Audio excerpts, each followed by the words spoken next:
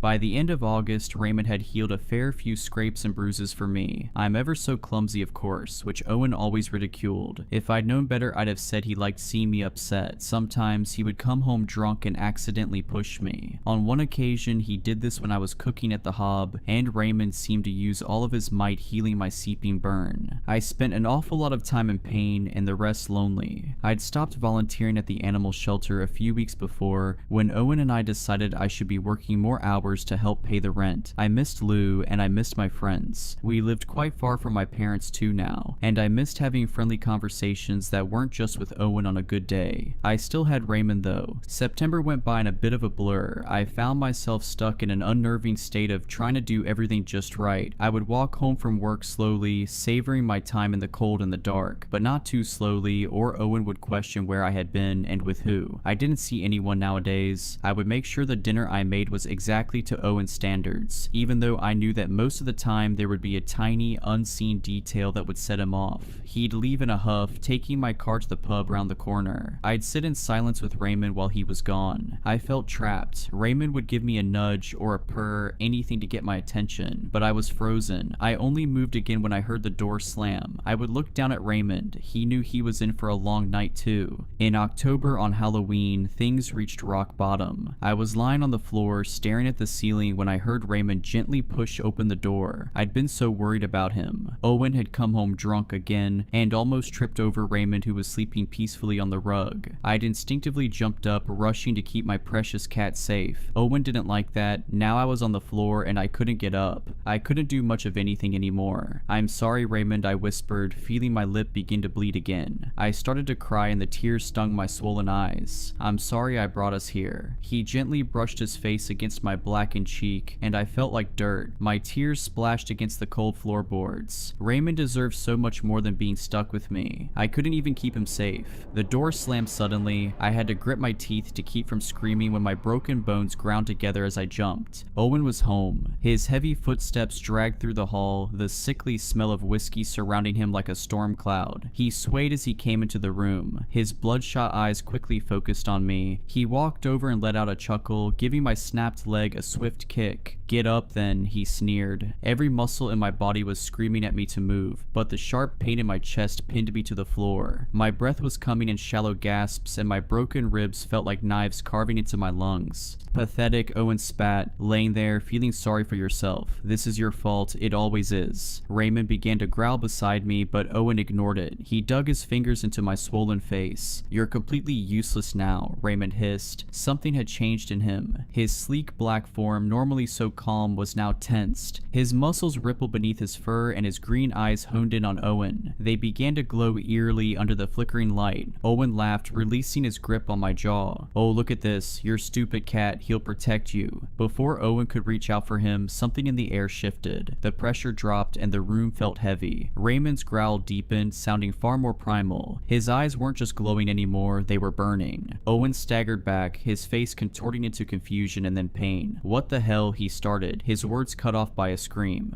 I could only watch, wide-eyed, as Owen's body began to jerk violently. His arm twisted, the bones snapping with a sickening crunch. He screamed again, the sound ripping from his throat as his skin began to stretch and split. Hot blood oozed from the cracks like lava. My own injuries, the burns, the broken bones, the bruises, began to fade. I felt them peeling from my body as Raymond had done 100 times before, but this time he was putting them straight into Owen. His knees buckled as another snap echoed through the room. His leg was bent at an impossible angle, the flesh tearing as though he was being pulled apart from the inside out. "Raymond, no," I whispered, but the word felt hollow. Could I even stop him? Did I even want to, really? The cat's gaze never left Owen. His tail flicked in a deliberate motion, and Owen screamed again. This time it was louder, higher pitched as his ribs caved inwards with a wet, crunching sound. Despite everything that he'd done, I hoped that the alcohol was dulling some of the pain, at least a tiny bit. Owen convulsed as his spine twisted, vertebrae snapping like dry twigs. Blood sprayed from his mouth and his hands clawed uselessly in the air. He was reaching out for me. Over the next few minutes, I squeezed my eyes closed as I listened to every crack and snap. It was slow and deliberate. Raymond was savoring this. Finally, Owen collapsed onto his front. His body was barely recognizable, and a shudder racked through me as I realized it was a mirror image to how mine had looked only an hour before. His breath came in short, sharp gasps. He looked at me, trying to plead, his eyes wide with terror. He was a wounded animal. I don't know what came over me, but I looked over at Raymond and nodded. I looked away when my cat's jaw began to unhinge, stretching wider than it should ever be able to. I still heard, though, the sound of Owen disappearing into the gaping maw. I heard the crunch. When I turned back around, Raymond was a cat once more. He licked his paw and used it to wipe a drop of blood from his sleek head. There was no sign of the monster I had seen only seconds before. There was no trace at all of Owen. Raymond purred contentedly. It's December now, and things are much different. My parents hug me goodbye on their way to work, and usually Dad makes me breakfast even when I insist I'm not hungry. He says I'm much too thin. In the evening, we spend time together as a family, the wood burner crackling and Raymond sleeping soundly in front of it. I tell myself that I'm safe now, that it's over, but as I look at him sleeping there, I wonder what else he's capable of. I don't know if I'll ever feel like myself again. I don't really remember who she is. I have nightmares most nights. The sound of shouting will echo through my head, followed by the snapping of bones. My mom helps me talk about what happened. Well, most of it. The important thing is that it's all over. While I've been recovering, I've been trying my best to do some research. I'm still not 100% sure what breed Raymond is, though. I just know that he's a very, very good cat. I saw the job listing 2 weeks ago. Wanted. Night guard at West Market in Redacted, Pennsylvania. 12 a.m. to 6 a.m. shift. $21 per hour. The whole thing struck me as odd right off the bat. What kind of grocery store needed a security guard while it was closed? Was the crime really that bad? But I needed the money, badly. And 2 days later, after a phone interview with a man named Clive, I showed up for my first shift. As soon as I pulled up, I sort of understood why they needed a night guard. The grocery store sat at the edge of a rundown strip mall. Large signs reading "Space for Rent" hung in the store windows, but judging by the dusty glass and flickering street lamps, no one had taken them up on the offer in years. I parked near the front door, and as I approached the building, I saw a woman hurrying away from the store. "You must be Aaron," she said breathlessly. "The night guard?" "That's me. Clive left you some instructions. I put them on the conveyor belt at Register 1. She gave me a polite nod and then stepped around me, heading for the only other car in the parking lot. "Oh, thanks. Be friendly." My inner voice scolded, "She's your new co-worker." I turned around. "Hey, what's your name?" But she was already diving into the car. The door slammed, the car reeled out of the parking space, and then she was gone. So much for a new friend. I turned back towards the store. The parking lot was completely empty now, and the nearest streetlight was flickering with an odd, erratic rhythm. A cold wind swept in, whipping a crumpled paper bag across the parking lot. Well, here goes nothing. I stepped up to the store. The glass doors squeaked as they parted for me, and then I stepped inside. Despite its outward appearance, the store was actually pretty nice inside. Bright fluorescent lights shone from overhead. Jazzy music played from hidden speakers. I headed over to Register 1, where a folded piece of paper was waiting for me. I flipped it open and began to read. "Dear Aaron, welcome to the West family. We sincerely hope you enjoy your first shift. To help you, we've compiled a list of rules that should make your shift as easy as our fresh-baked apple pie. 1. As night guard, you are expected to patrol the store every half hour, making sure nothing is amiss. You may spend the rest of your time in the break room,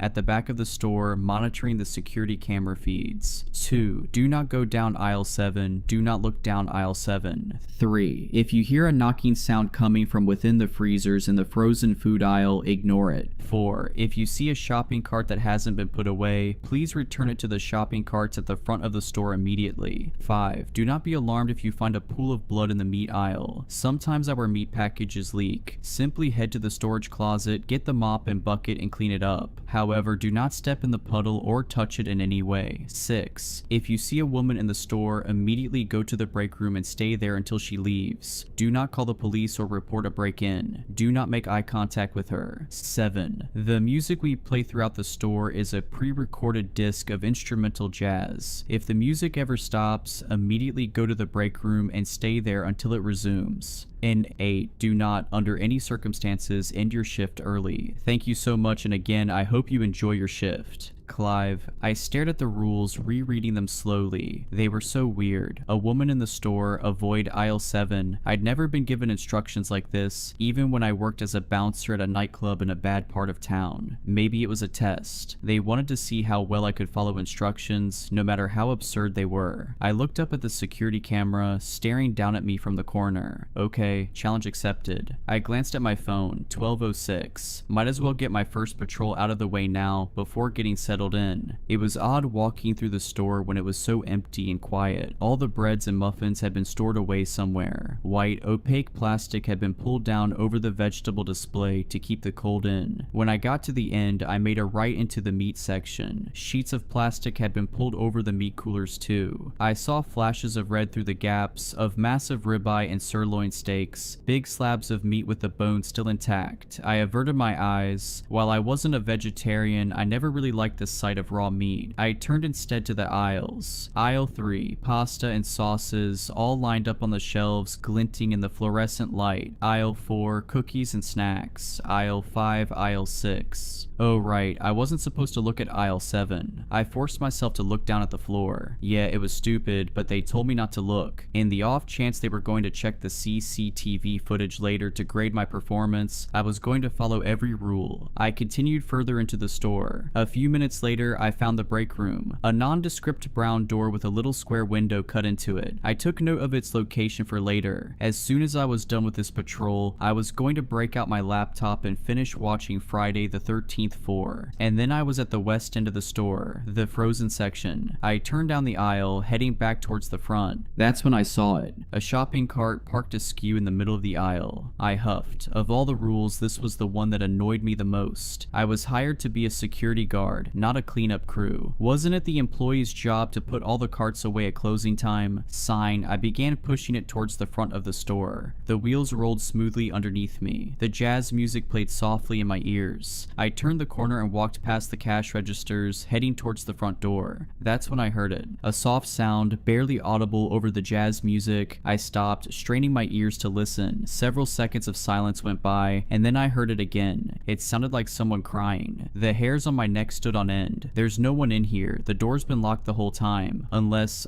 a customer had accidentally stayed past closing time. Maybe that employee, the woman I'd run into in the parking lot, didn't notice them, and locked up before they could get out. "Who's there?" I called out, a wailing sob in response. My heart plummeted. It sounded like a woman, or possibly even a child. "I'm coming," I called, breaking into a run. "Where are you?" They didn't reply. They just kept sobbing. I frantically continued in the direction of the sound, calling out to them, telling them everything would be okay. But then I stopped dead. The sound, it was coming from aisle 7. Do not go down aisle 7. Do not look down aisle 7. The rules had been very clear about that. I stopped just short of the aisle, next to an end cap display of mayonnaise, and carefully positioned myself so I was hidden. "I'm going to help you," I called out. "Can you tell me what happened?" They finally spoke, but they didn't answer my question. "Help me," the voice cried through more sobs. "But please." I wanted to step into the aisle. My foot was already halfway off the floor, ready to run in there and comfort them. But something stopped me. A gut instinct, a little alarm bell going off in my head. Because out of all the aisles, what were the chances this person would be in aisle 7? And besides, they were safe. They were in an empty store with me. It's not like they were in a dark alleyway in the middle of the night. "Come out of the aisle," I called, my voice shaking a little. "Then I'll be able to help you." "Please," the voice replied. "Help me. This is stupid. Clearly some person got stuck in here after closing time, and they're scared. Just go into the aisle and help them get home." But there was another part of my brain, the instinctual lizard brain part, and it was screaming at me to not move a muscle. "Do you need me to call someone?" I tried. "Your parents or family, the police?"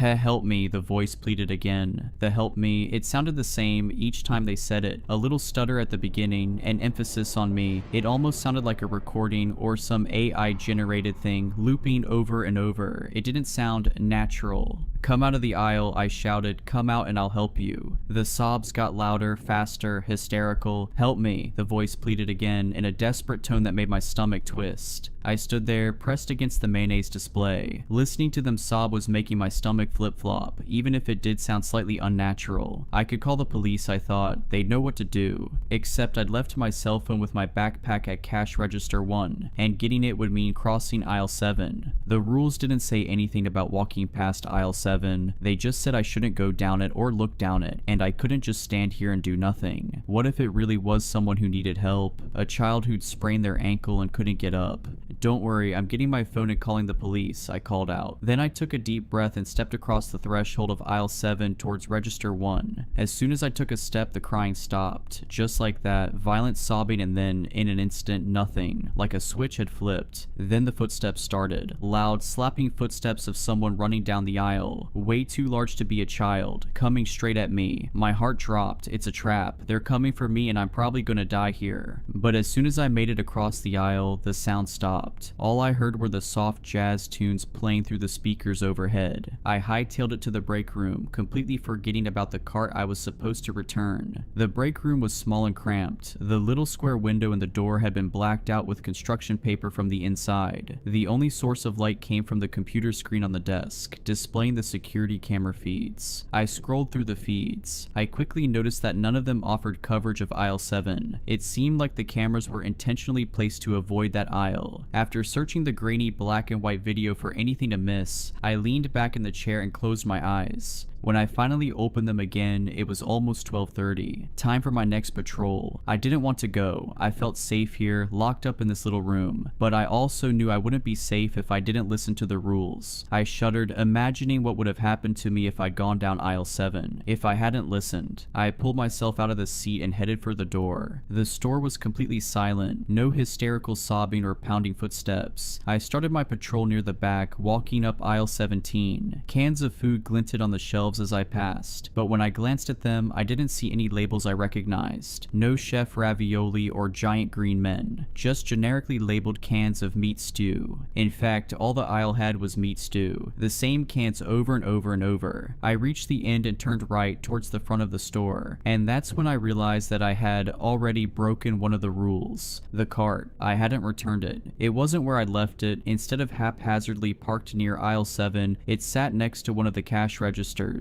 Like some ghost man was checking out his groceries. I paused for a second, hands hovering above the handle. Then I grabbed it and headed towards the door. Outside, the parking lot was pitch black, not a single street lamp. The shopping carts are only a few feet from the door, I told myself. Just go in and out, it'll take 2 seconds. I did it as quickly as possible. I ran into the darkness, slammed the shopping cart into the row, and dashed back inside. Then I shut the doors and clicked the lock. Okay, that wasn't too bad, I said to myself, letting out a sigh of relief. For a second, I reveled in the peace of the store, the silence, the safety of being locked inside with no one else with me. But then I stopped. The silence. Oh no. The jazz music wasn't playing. How long had it been off? I'd been so preoccupied with returning the cart, I wasn't even paying attention. I broke into a sprint towards the back of the store, cookies and snacks flashing by me. Then I swerved right and sprinted into the break room. I pulled out the list of rules and read them over again. Do not, under any circumstances, end your shift early. Why did he write that? Was it just because he didn't want anyone flaking out on him? Or if I left early, would some horrible fate befall me? Because I really wanted to leave. I opened my backpack, pulled out the soda I'd brought and popped it open, took a sip, scrolled through the security feed, 5 more hours. The next 4 patrols went fairly well. The rules didn't say how long they had to be, so every 30 minutes I sprinted a lap around the store as fast as I could. The whole thing only took about a minute. Then, for the the other 29, I locked myself in the break room. On the second patrol, I heard knocking as I ran down the freezer aisle. It started as light tapping across the glass, then crescendoed into loud thumps, like someone was slamming their palms against the glass doors. As per the rules, I ignored it. I just kept running until I made it back to the break room. On the last patrol, the music had cut out again, so I quickly detoured and got to the break room as quickly as I could, the silence ringing in my ears. And now here I was in the break room with 3 hours left. I stared at my phone's clock, ticking slowly towards 3 a.m. I stood up, shaking out my nervous energy, preparing myself to sprint. I'd been a runner back in high school, but in the past 10 years I'd gotten way out of shape. The last patrol had left me panting and breathless, legs aching. My hand closed around the doorknob. My heart hammered in my chest. 3, 2, 1, go. I wrenched the door open and shot out into the store, but I didn't get very far because there was an enormous pool of blood on the floor. I froze, all the air sucked out of my lungs. I stared at the blood shining in the fluorescent lights. The rules said to clean it up, but that would take at least 10 minutes. I wasn't safe out here. I swallowed. Then I hurried to the supply closet, got a mop and a bucket, and started cleaning as fast as I could. The job was messy. I slid the mop through the blood, then dunked it in the bucket, rinsed and repeated, the soapy water-tinged red. A few times it splashed up and almost landed on me, but I did it. I cleaned it all up without touching a drop. Unfortunately, by the time I was finished, it was 3:27. Time for my next patrol. I was too tired to run, so I settled for a brisk walk around the store. I headed up through the frozen food. I noticed now there were handprints on the glass doors. Handprints of all sizes, tilted and smudged, except the proportions looked all wrong, with fingers that were too long, too thin. I averted my eyes and kept going.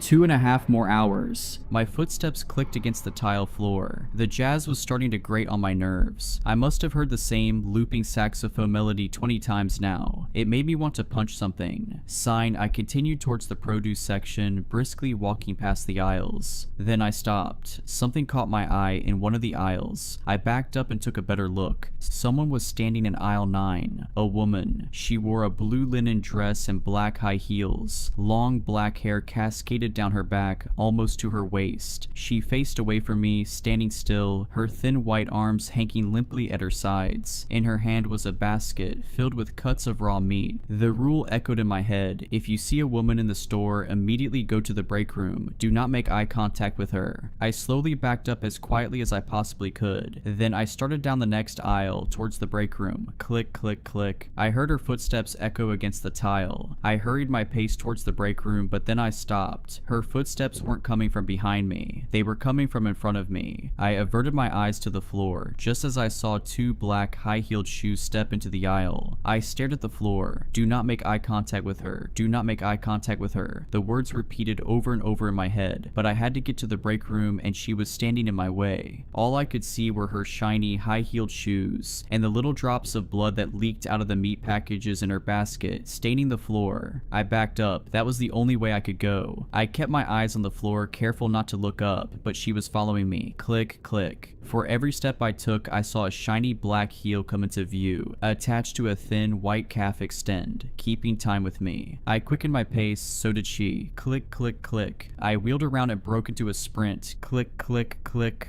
I ran down an aisle at random and sprinted towards the break room, but then halfway down the aisle I stopped. A shopping cart was parked across the middle of the aisle, blocking my way. Not just one cart, several of them, stacked up in a teetering tower that was nearly as tall as the aisles themselves. I was trapped. I backed away, my heart pounding. Click. Slow, methodical footsteps, coming towards me slowly like a cat stalking its prey. I took my chances. I turned around, sprinted back out into the open, and stepped into the next aisle. Oh no, I knew it instantly. A tattered lump of gray clothing and sickly, pale blue skin sat on the floor. The person, the creature, the thing folded in on itself in a pose reminiscent of a crying child, but it obviously wasn't anything resembling a human, with its strange lumps and appendages and complete lack of head. I'd stepped into aisle 7. I immediately reversed direction, but not before the thing unfolded itself and began to move towards me. I whipped around and screaming sprinted down the next aisle. Miraculously, I made it to the end in one piece. I veered sharply left towards the break room. Almost there, almost there. My hand hit the doorknob. I wrenched it open and dove inside. Then I collapsed in the chair, panting. I sucked in a breath, staring at the locked door. Am I really safe in here? here, technically the rules never said I would be safe. Maybe staying in here only decreased my chance of death. I turned my attention to the security camera feed on the monitor. It showed the middle of the store, and from what I could see, the aisles were empty, no trace of the woman. I switched to the next feed, the produce section empty. I switched to the next one. I jumped. She was standing right there, in front of the break room door. She stood so still the image could have been a photograph, except for the blood slowly dripping from the meat in her basket. I swallowed and glanced away from the monitor, at the door. My heart slammed into my ribs when I saw her shadow under the door. Go away, please go away, I pleaded in my mind. The shadow of her head in the window tilted, as if contemplating her next move. Now I knew why the window had been covered. I forced my eyes away and looked back at the screen. She was still standing there, except there was something different about the way she was standing. I squinted at the grainy black and white image, trying to figure out what was going on. When my eyes finally fell on her heels, I realized. They were facing forward, but I was still looking at the back of her head, at the long black hair cascading to her waist. Either her hair was hanging over her face, or she'd turned her head all the way around. It must have been 20 minutes before she began to walk away from the door. I couldn't tell if it was just the low frame rate of these crummy cameras, but her movements looked jerky, her body lurching with each step. It made me sick to watch. When she disappeared from the screen, I let out a breath of relief. My hands and legs were shaking, weak. Okay, think. The rules said to wait until she left. All I had to do was watch the feed by the front door. As soon as I saw her leave the store, I'd be safe. After a few minutes of sitting there, waiting for my heart rate to return to normal, I forced my fingers back to the keyboard. I pressed the arrow key to move to the next feed, then the next and the next, looking for the camera at the front of the store. Number, her face. Her face filled the entire screen. Her eyes filled me with horror. They were pure white, no pupils, no irises, just pure white eyes threaded with spidery veins. I screamed and jumped back. Then I shut my eyes. The rules said don't make eye contact. Did that count? Through the screen, I let out a terrified shuddering wail and covered my face with my hands, my entire body shaking. When I finally took a peek through my fingers, I saw her, rapidly scaling down the wall, away from the camera on the ceiling like some kind of spider. Then she pushed through the glass doors and disappeared into the night. She left. I was safe. Or as safe as I could be in this cursed grocery store. I glanced at the clock. 3:58 a.m. Time to patrol. I really didn't want to, but I forced myself to swing the door open and run as fast as I could through the store. I saw shopping carts stacked in teetering towers, heard hands pounding against the freezer doors, saw little spots of blood on the shiny tile from the woman as she'd stalked me, and then a minute later I was done. I locked myself in the break room and for the first time in years began to sob. The remaining patrols went by without incident, though I did hear more sobbing from aisle 7 and more banking from the freezers. And then the hour had come, 6 a.m. My heart soared at the sight of the pink dawn sky through the glass doors. I was safe, I was free. When I glanced out into the parking lot, I saw a few cars pulling in, disgruntled, groggy employees clutching coffees heading towards me. As soon as the first one came in, I flew out of the store, ran to my car, and got out of there as fast as I could. I had never felt such relief, such happiness. I felt like a new man. All of my problems, even my financial ones, seemed dwarfed by what I just endured. When I pulled onto the main road, I rolled down my windows and flicked on the radio. But it wasn't my usual classic rock station that blared through the speakers. Instead, I heard the upbeat tune of a saxophone. And as I listened to that horrible looping melody, I realized that my days as a night guard for West Market may not be over yet.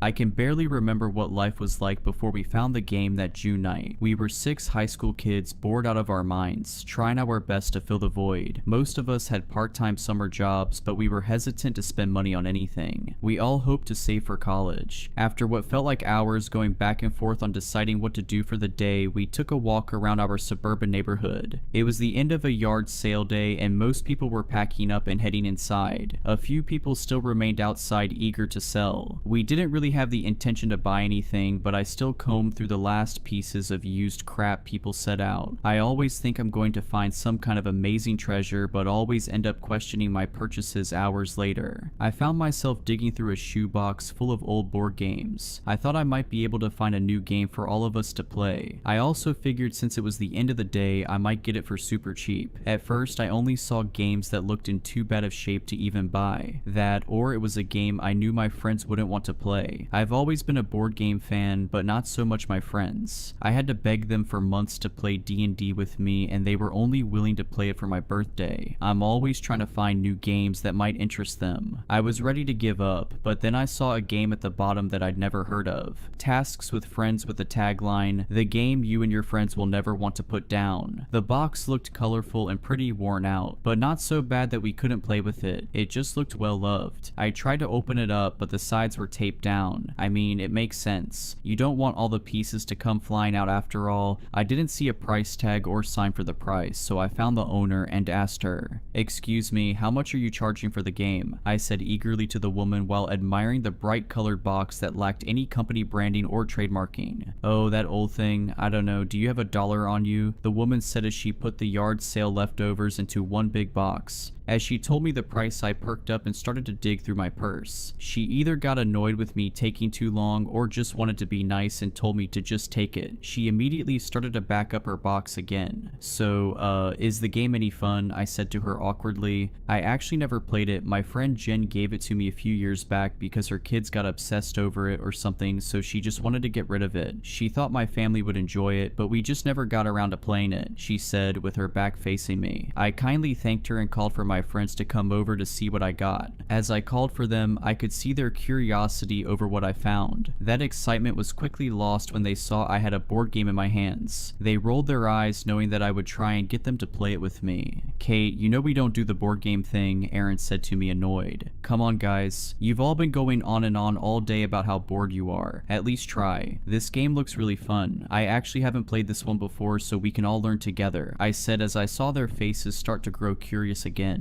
James came up to me and gestured at the box in my hand. I gave it over to him, hoping that he would be convinced to play after looking at it. I knew if he was down to play, everyone else would be too. As he held the box, I could see the expression on his face change from doubt to excitement. "This game looks like fun, let's go play," he said with a giddy tone I'd never heard him use. He started to jog in the direction of his house with me close behind and the rest of our friends slowly walking behind me, looking confused as to why James was so excited to play a board game when he was normally the person most against them. We all made it back to James's house. We walked in and were greeted by his mom, confused as to what made her emotionless son so excited. As we stood in the entryway not sure what to say, we heard him calling us from the basement. We ran down the steps to see the game fully set up on the floor and ready to play. He was sitting on a pillow reading the instructions with intense concentration. "James, are we actually playing this game?" Bree whined. "Yes we are, I promise. If you just sit down and start to play, you will have fun. I had a chance to learn the rules while you guys got here," James insisted as he shuffled a pile of cards one last time. After a few minutes of back and forth, everyone was sitting down and ready to play. James explained the rules of the game directly from the intrusion manual. Each player starts with their token at the start of the board. Players will take turns drawing a card from the top of the deck. Each card will have a task. If that task is completed, you may move the number of spaces that are specified on the card. Once you see the card, it will say secret or public at the top. If it's a secret card, do not read it out loud. This task must be completed without anyone noticing or questioning the action on the card. For example, hold someone's hand, sing a song, insult someone, etc. Just complete the task without anyone calling you out. If a player does something you believe to be a secret task, say out loud, "Deceiver." If the player was caught, they will show their card and fail their task. Do not move any pieces. If the person who calls out "Deceiver" wrongly accuses the player, then they must move back one space. The accused player will keep that card and continue to try and complete the task. Once you have successfully completed a secret task, you may announce task complete and move your token forward as many spaces as specified on your task card. If you pull a public card, you must read it out loud. These cards will include things like saying the alphabet backwards, don't say or until your next turn, singing a karaoke song, playing dead for 1 minute, etc. Some cards have time limits and specific instructions. Every card will clearly state the task. The player who gets their token to the end of the board wins. The game will start with the player who lied last drawing a card. Take turns drawing one card at a time, with the person to your right going next. Have fun. James folded the paper instructions up and sat them by his side, asking if anyone had questions. No one said anything. It seemed like they all understood the game fine, or maybe they just didn't care yet. that. Alright, let's get the game started, James proclaimed, but was met with blank stares. Come on guys, I just read the rules. You should know how the game starts. We have to start with who lied last. Everyone remained silent. No one wanted to say their last lie. This is so dumb, I guess I'll go. I told my mom that Henry wasn't hanging out with us when I left the house. There, I'll go first. Bree blurted out as she leaned forward to grab a card. As she looked at it, she rolled her eyes. This is so dumb. Why are we playing this game?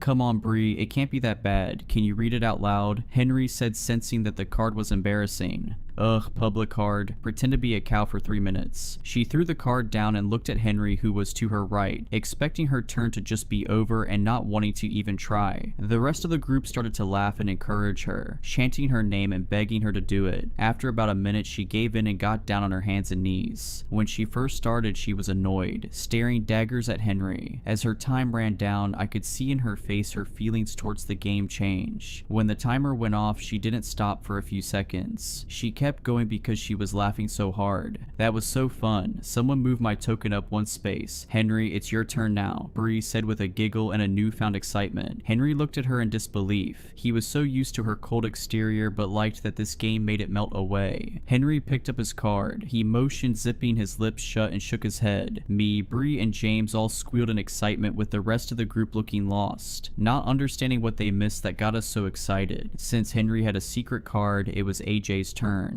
She was chuckling along, but clearly just doing it because she didn't want to look dumb for asking us what was so funny. She pulled her card and read it out loud. It's a public card, she said with a dry tone, trying to gauge the room and observe everyone else as they celebrated her public card. It says I have to do jumping jacks until my next turn. As she stood up, everyone in the room cheered her on except for Aaron. As she got to her feet, she paused and looked over at Aaron. I can imagine he felt like the only sane person in the room and wasn't sure what was going on. After a second of hesitation, she started her jumping jacks. Aaron looked around at us, eyeing him down desperately, waiting for him to read his card. By the time he finally picked up his card, AJ had started to laugh while doing her jumping jacks. Sorry, it's a secret card, Aaron said nervously as everyone wiggled with happiness. Well, looks like it's my turn, I said as I leaned forward, but was cut off by Henry quickly standing to his feet and lunging towards AJ, tackling her to the ground, interrupting her jumping jacks and making a loud thump as they hit the ground. Henry, what the hell are you doing? What's wrong with you? Aaron yelled in a serious tone that turned into him trying not to laugh by the end of the sentence. I'm calling a deceiver on that tackle, Henry, Bree stated with a laugh. Okay, you got me, Henry said while still laying on AJ from his tackle. They both smiled over the event even though it clearly hurt when they hit the floor. But you have to admit that one was tricky. I tried to start my turn again but was interrupted by Aaron. Ha, task completed. I yelled at Henry and didn't get caught. I get to move 2 spaces, he said as he smugly moved his token 2 spaces on the game board. We kept playing the game for hours. We finished the first game and everyone wanted to play again, and again, and again. I looked around at them in disbelief. It felt impossible that all my friends were enjoying a board game. It was a dream come true. After years of begging, finally. Normally at hangouts like this by 10 p.m., Bree and Henry would wander off to make out in some closet, AJ goes home to sleep, and Aaron, James, and I are left to awkwardly try and find something to do with just the 3 of us. It got to be 2 a.m., and we were either exhausted or our parents calling us telling us to come home, or we would be in serious trouble. We all went back to our houses,